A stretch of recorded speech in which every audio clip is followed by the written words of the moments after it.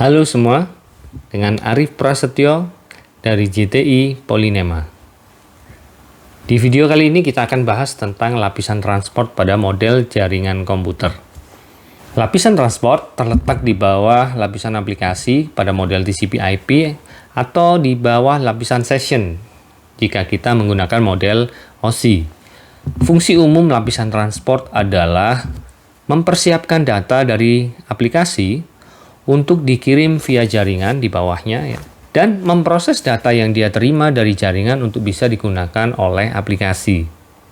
Seringkali dalam perangkat komputer yang kita gunakan berjaringan ria, ada lebih dari satu aplikasi yang berjalan. Contohnya, ada aplikasi email, web browser, aplikasi messaging, itu aktif dalam waktu yang sama dan semuanya berjalan menggunakan jaringan.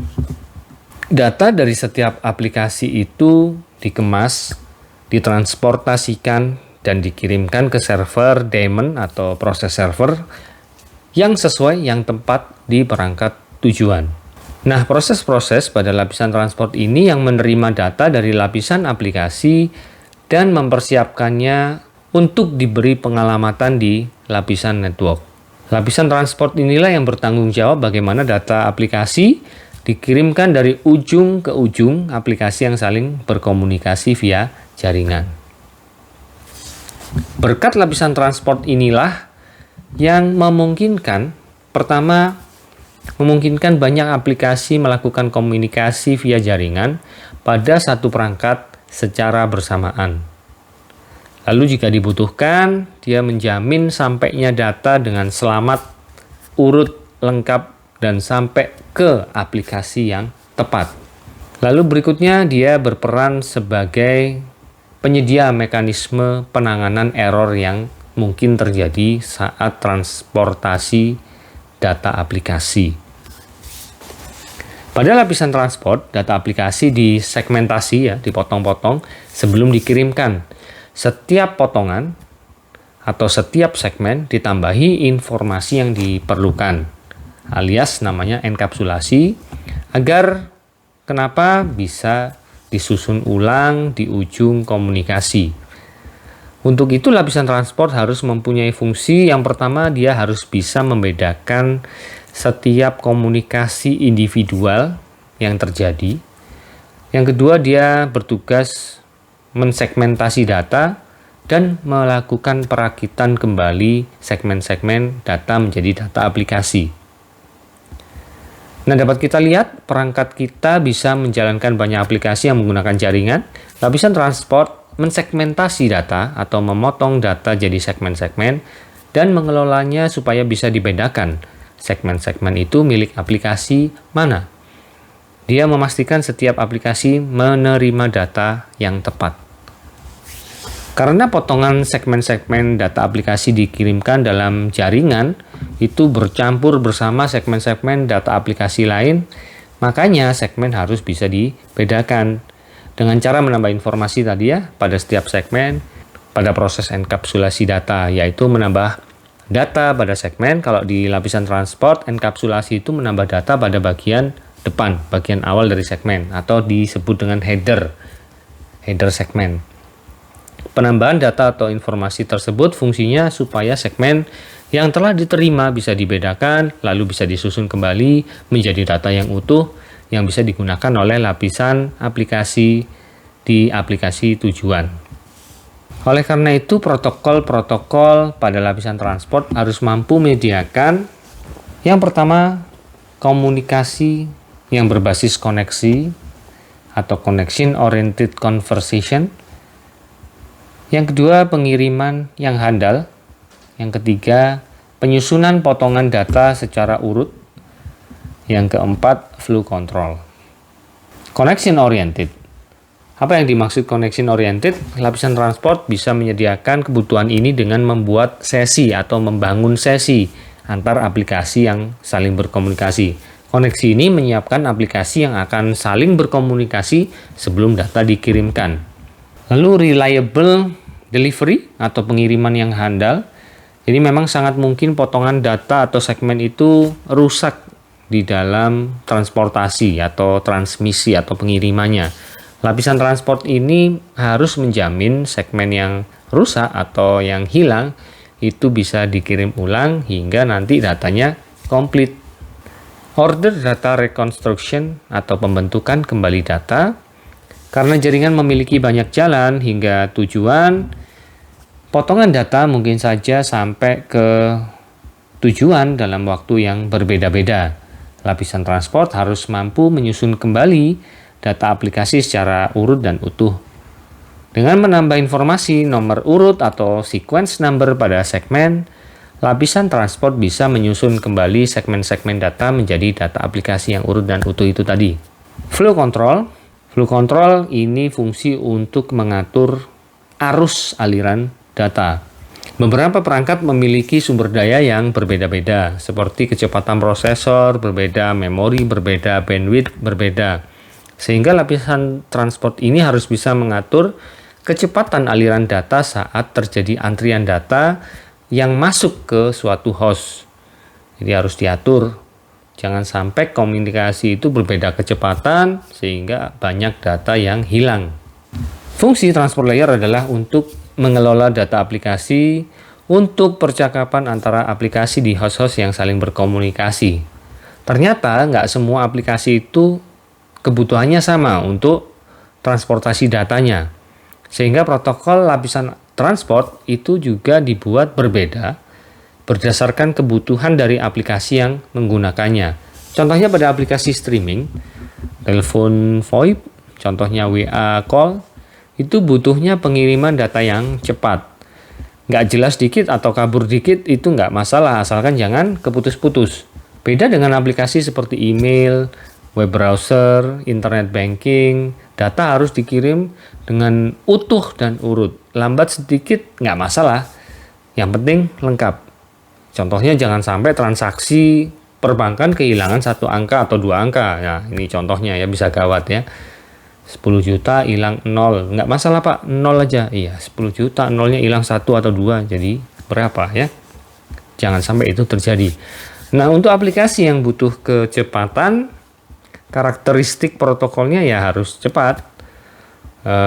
Low overhead, nggak usah banyak-banyak tambahan informasinya. Nggak perlu ACK, nggak perlu tanda atau resi ya, yang menunjukkan bahwa paket sudah diterima, itu nggak perlu. Nggak perlu ngirim ulang apabila ada data yang hilang. Dan data akan diserahkan ke lapisan aplikasi apa adanya, sesuai yang dia terima. Beda lagi karakteristik protokol untuk aplikasi yang butuh kehandalan. Dia harus reliable. Ya, dengan cara memberitahu kalau data sudah sampai, ya, pakai ACK, acknowledgement. Kalau hilang, ya minta dikirim ulang. Lalu kalau sudah lengkap, datanya dia bisa mengurutkan dan menyerahkannya ke aplikasi. Nah, sesuai kebutuhan karakteristik protokol seperti tadi, protokol pada lapisan transport ada 2, TCP, Transmission Control Protocol, dan UDP, User Datagram Protocol. TCP merupakan protokol yang handal, dia berbasis koneksi atau Connection Oriented Protocol, sehingga overhead-nya lebih banyak, alias data tambahannya di header setiap segmen lebih banyak untuk mewujudkan kehandalannya itu. Sehingga ukuran headernya hingga bisa mencapai 20 bytes yang ditambahkan pada saat enkapsulasi segmen data. Aplikasi yang menggunakan TCP antara lain web, email, file transfer. UDP lebih simpel. Dia merupakan protokol yang sifatnya connectionless. Keuntungannya dia data overhead-nya rendah ya. Artinya headernya cuma 8 bytes ya, bisa dilihat. Otomatis dia lebih cepat untuk mengirimkan setiap segmennya. Aplikasi yang menggunakan UDP antara lain DNS, aplikasi-aplikasi streaming, VoIP, Voice over IP. Nah, walaupun berbeda karakteristik, yang pasti kedua protokol mempunyai kemampuan yang harus ada, yaitu bisa membedakan segmen ini untuk aplikasi yang berbeda. Gimana caranya? Menggunakan nomor port. Setiap protokol lapisan transport baik TCP dan UDP di headernya mempunyai field untuk mencatat informasi nomor port yang mengidentifikasi segmen ini dari aplikasi pengirim di host asal yang mana dan aplikasi penerima di host tujuan ini aplikasi yang mana. Jadi ada destination port dan ada source port. Oke, terakhir kita coba bahas tentang port number. Port number atau port addressing adalah salah satu dari 3 pengalamatan yang digunakan dalam komunikasi data.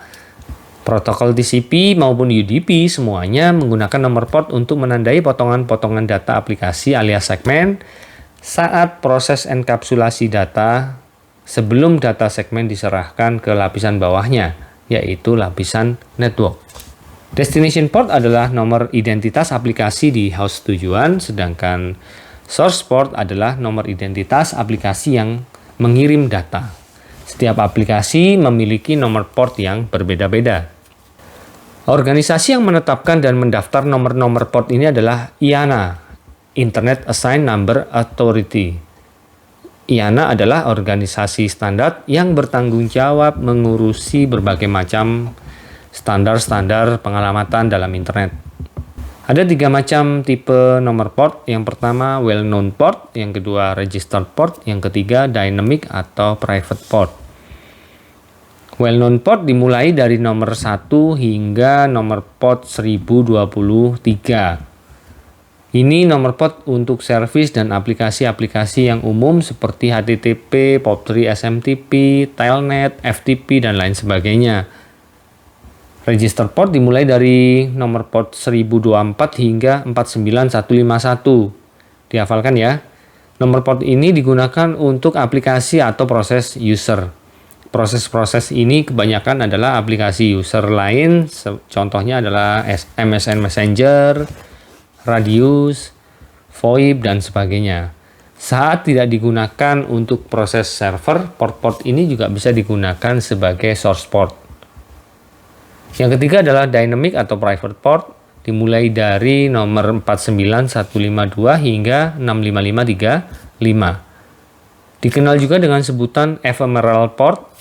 Port tipe ini digunakan secara dinamis untuk mengidentifikasi aplikasi klien saat memulai koneksi ke aplikasi server yang dituju di destination host. Jadi saat aplikasi klien mengirimkan request ke aplikasi server, destination port yang ditulis di header segmen adalah nomor port dari aplikasi server yang dituju. Software atau aplikasi klien harus tahu port aplikasi server atau aplikasi tujuan. Destination port ini diset secara default atau manual. Contoh saat web browser mau request web server, web browser akan menggunakan port TCP dengan nomor 80 kalau default ya, kecuali diset pakai port lain 8080 atau yang lainnya. Karena port 80 adalah port default untuk web server. Lalu source port ditambahkan pada header segmen. Nomor source port dipilih secara acak dari tipe port dynamic port. Selama tidak ada yang menggunakan, hasil randomisasi atau pengacakan yang digunakan akan dipakai di dalam source port untuk menandai aplikasi klien yang memulai komunikasi.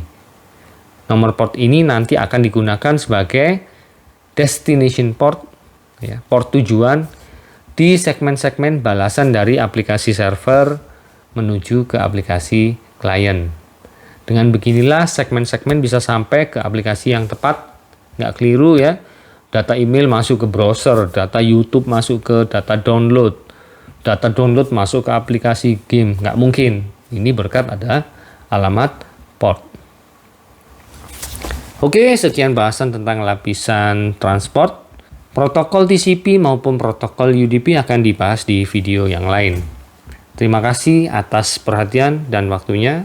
Tetap semangat dalam belajar.